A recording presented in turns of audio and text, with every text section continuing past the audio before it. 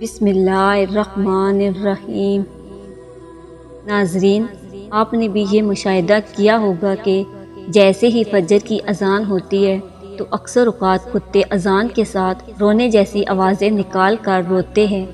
بعض اوقات کتے فجر کے علاوہ باقی اذانوں کے ساتھ بھی ایسی ہی آوازیں نکالتے ہیں۔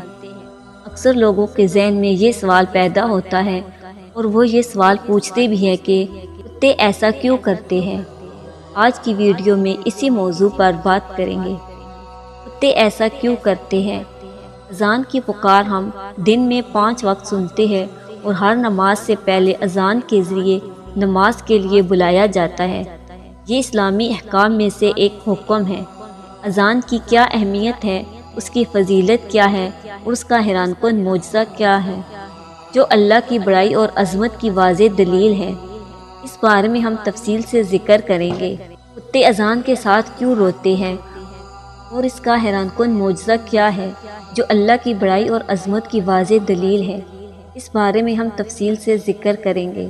روایات میں یہ بات ملتی ہے کہ رات کے اوقات میں اکثر شیاطین اور شیطانی جنات وغیرہ اس کائنات میں گھومتے پھرتے ہیں اور ان کا یہ گھومنا رات کو ہی ہوتا ہے، اور جیسے ہی مؤذن فجر کی اذان کے لیے اللہ اکبر کی آواز بلند کرتا ہے تو یہ شیاطین اس آواز کو سنتے ہی بھاگنے لگتے ہیں۔ جب یہ بھاگ رہے ہوتے ہیں تو کتے جن کو دیکھتے ہیں اور ان کو دیکھ کر ایسی آوازیں نکالتے ہیں جیسا کہ رو رہے ہو، اور شیاطین کو یوں بھاگنے کا ذکر ایک حدیث میں یوں آیا ہے کہ مؤذن جب اذان دیتا ہے تو اس کی آواز سے شیطان ریخ خارج کر کے بھاگتا ہے۔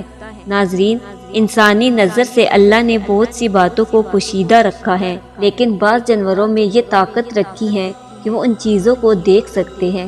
مثلا عذاب قبر کی بات کی جائے تو اس کے بارے میں بھی روایات ہے کہ مردے کا چیخ و پکار کی آواز کو انسان کے علاوہ باقی مخلوقات بھی سنتی ہے، اور کتا بھی انہی جانوروں میں سے ہے جو کہ جنات کو اور شیاطین کو دیکھتا ہے، اسی لیے یہ ان کو دیکھ کر ایسی آوازیں نکالتا ہے۔ امید ہے آپ کو یہ ویڈیو پسند آئی ہوگی۔